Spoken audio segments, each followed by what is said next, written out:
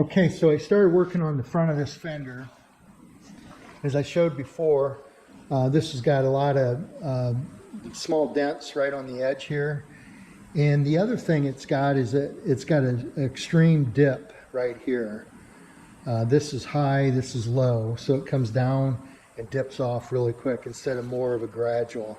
So what I'll do is use the passenger side fender as a pattern. So using this yardstick, I'll lay it across here.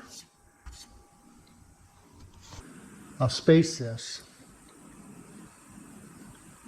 6 inches apart. So I got a 6 and a 12 right here. And as I slide down through here, you can see that that lays flat all the way across.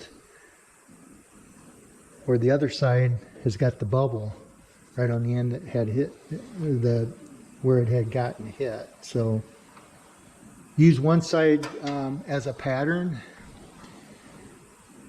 and try to copy it on the other side. This is just aluminum yardstick, and again, you could use any number here, but I kind of play with this and figure out 6 inches is a pretty good number.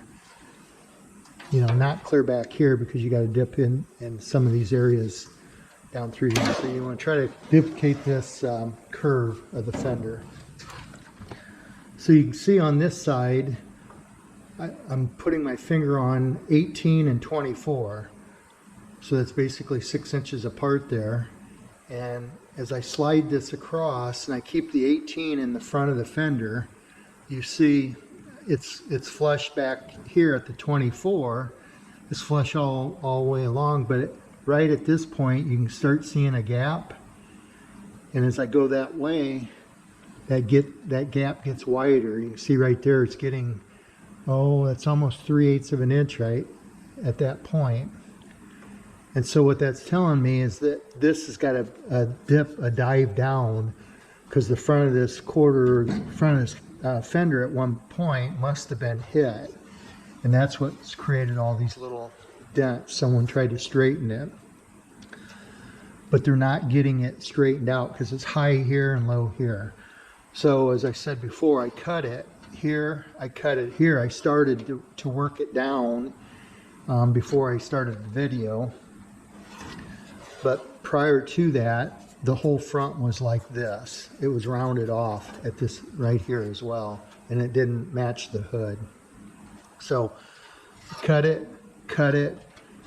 I've got under here and kind of flattened these divots out. And again, I'll show you. So right there, it's laying nice and flat. As I work my way down, I get past the cut line. Right there's the end of the cut line, and you can see it's starting to gap up again. And so if I would push this down, see how it brings this out here. It's just really sharp right in this area. So what I'll do is I'll cut this. I'm going to get this flattened out. I'll weld here and here, get this straight, and then I'll cut the rest of this and flatten this out. I want to kind of keep some of it intact. I don't want to cut the whole thing out. It makes it easier if you kind of work from one edge to the other. So get started on that.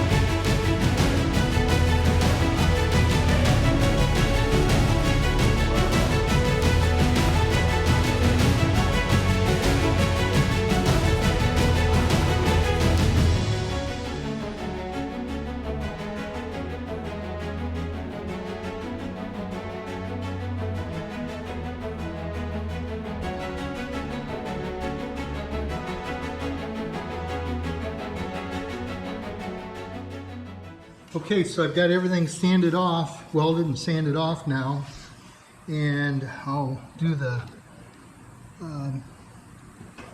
24 and 18, basically 6 inches, and you can see that's laying really nice and flat now.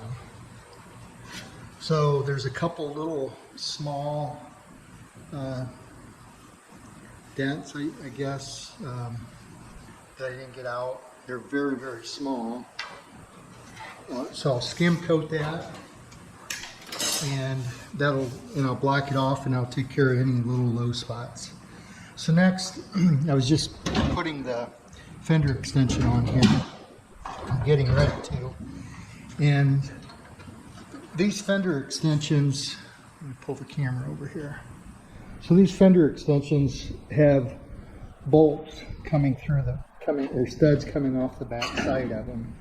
And those studs there's a nut on the back, on the inside, that hold them in place.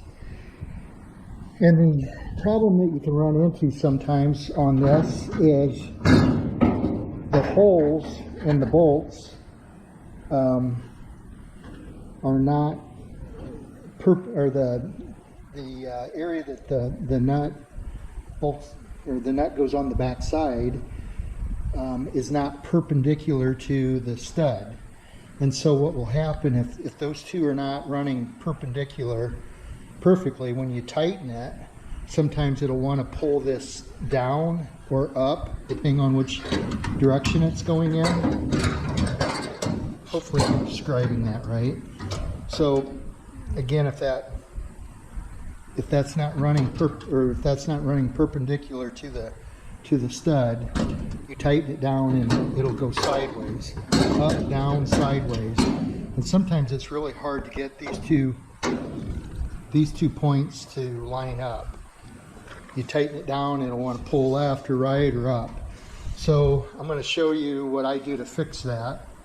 I'm going to pull the fender off and put it on a set of horses. Okay, so I'm going to get this headlight bucket positioned.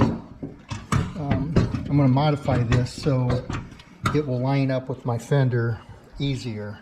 And what I was trying to say before is, so if this flange here is a little bit out of, it needs to be perpendicular with the stud in order for it to lay flat and not move.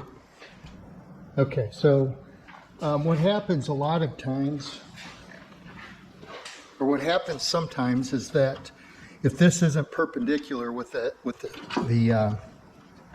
stud, when you tighten this down, it'll want to move the headlight bucket one way or the other, depending on which direction it's out of. It's out of line there. So there's a lot of movement in that, but when you tighten it up, what'll happen, it'll pull it one way or the other. So, which makes it really hard to line the face of this up. You want the outside of the headlight bucket to be flush with the fender all the way around, and sometimes those can be really tough to get lined up. So what I'll do is I'm going to, first off, I'll bend this flange so it's perpendicular, the closest I can get. And then I like to take a washer,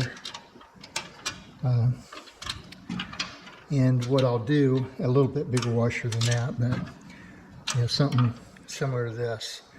And then I'll bond that on with panel bond and tighten my bolt up and get everything positioned correctly.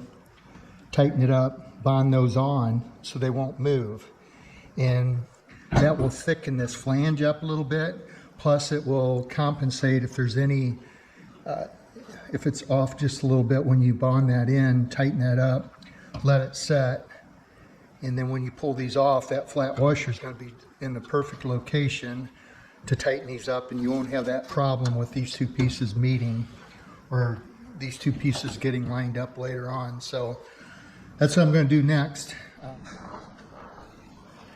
Okay, so I've got my headlight bucket aligned with my fender on the outside, and you can see I've got 2 washers on here, one about a 3/8 and then a 1/4 inch, and then I just put a 1/4 inch nut on there, so I've got a little more clearance here. I didn't want to use the factory nut. So now I mixed up some panel bond on just on an old piece of sheet metal, and I'm taking this stick, popsicle stick that I just kind of whittled down a little bit, and I'm taking it in and putting it around both washers, being careful not to hit my nut because I don't want to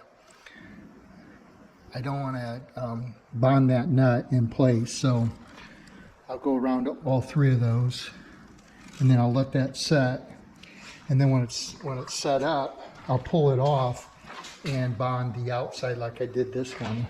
This one's done, so it's drying right now.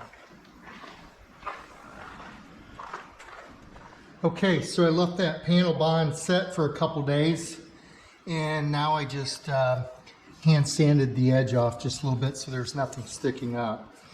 I also sanded the epoxy on this outside edge, and here I scuffed it. Took a flat block and went across that. And the reason I did it, because after I put my headlight bucket on there, I'm going to skim coat the top here so everything's nice and flush, and if any filler gets down in here, if I need it, it'll adhere. I won't have to worry about that. So now I'll show you, put this bucket on here, headlight bucket. Again, these holes I put in, lined everything up, epoxy or used panel bond on the inside, and then I pulled this off and coated panel bond on both sides, so those are in there solid, they won't move. They're at the right angle, perpendicular to the stud here, so when I tighten it up, it won't slide on me. So now I'll put that back in. Okay, there we go. So everything's lined up really good. I'll give you a pull it out of here once.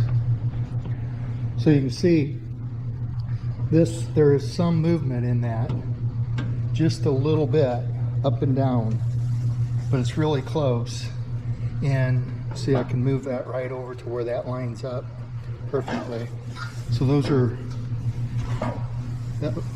that's laying there pretty good.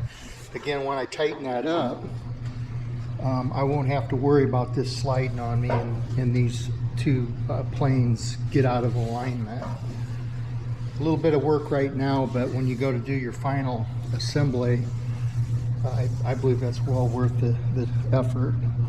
So I'll put this rubber, it's like a little strip that goes on the back side of this, put that on, put my bolts in, or my nuts on, tighten this up, and then I'll put it back on the car, and it'll be ready. I'll sand this edge a little bit before I put it on too. I'll scuff the back side of this, block this face off, put it on, tighten it up, put it on the car, and then I can skim coat the whole area here and make it so it's nice and perfectly level all the way through here.